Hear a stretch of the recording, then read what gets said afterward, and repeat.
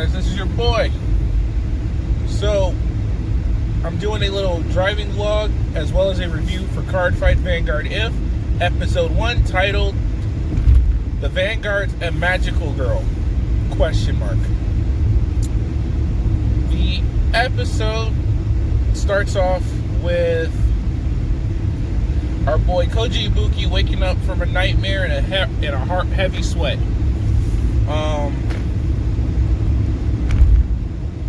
Looking out at a dark castle in the distance in the mountains, saying that's some garbage, getting dressed and heading to school.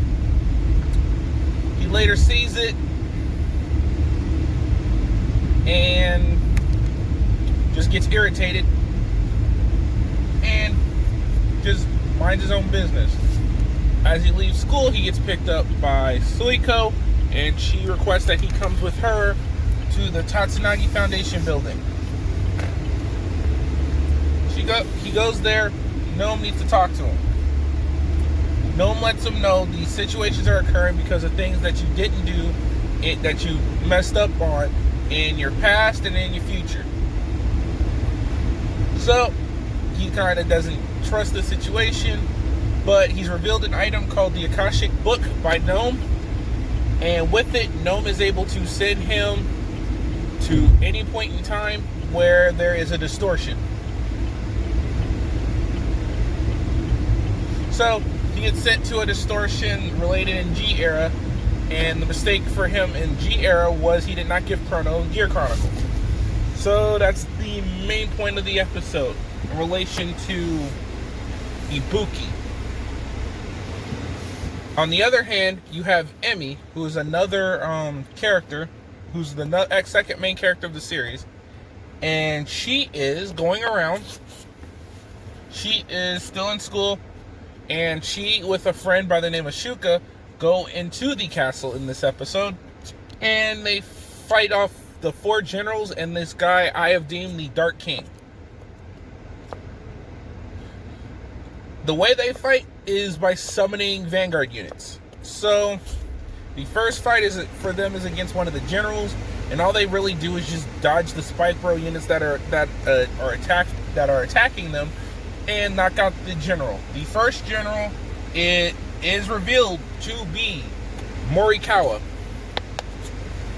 Now, based on that, meaning the other 3 remaining generals of the 4 are going to be characters we all know and love.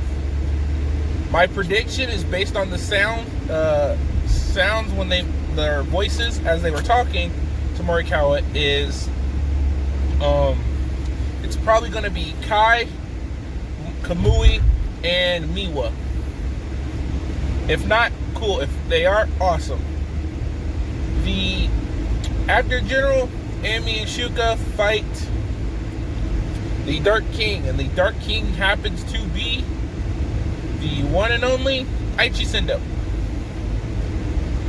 And so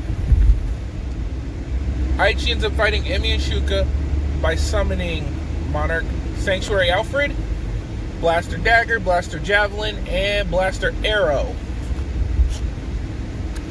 They start an attack. They start combat, and as backup for Emi, her and Shuka end up summoning Blaster Blade. They summon Blaster Blade. With summoning Blaster Blade, a fight ensues. While fighting, Blaster Blade tells them run away, keep going, and Blaster Blade loses. After losing, Monarch Alfred shoots them, and they get dropped into the G era timeline. Now we're in G era right now. In G era, they witness G era Ibuki throw Chrono Jet Dragon's deck in the garbage. But if you look at, notice this Ibuki is kind of different because he has some weird sort of patch on his forehead, and he's going around talking like a Pokemon saying jam, jam, jammer. This is this most likely is one of the distortions because Ibuki doesn't do that. So they witness it. Emi pulls the deck out of the garbage and tries to return it to Jammer Ibuki, which is how I will separate the two. But instead runs into the real Ibuki. So a conversation ensues. First they give him the deck, then they take it back. Mind their own business. They then come across Jammer Ibuki. And Jammer Ibuki, realizing that Emi and Shuka are magical girls, she with some lackeys transform into the leader Greyon.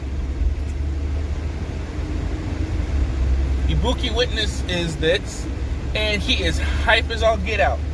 And he's like, okay, let's card fight. Ibuki literally gets blasted by Greyon and sent flying. And Emi and the Shuka look at him like, dude, that's not how you solve these problems. And they transform to magical girls, and that's how the episode ends.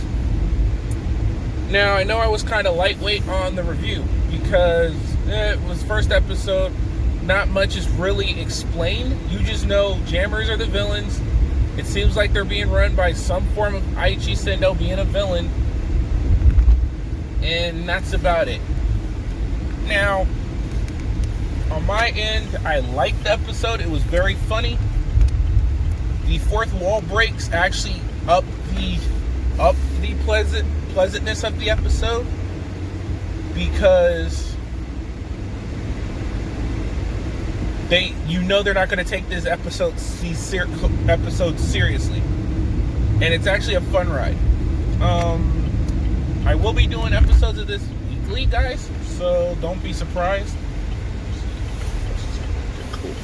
So with these two magical girls, they have the item.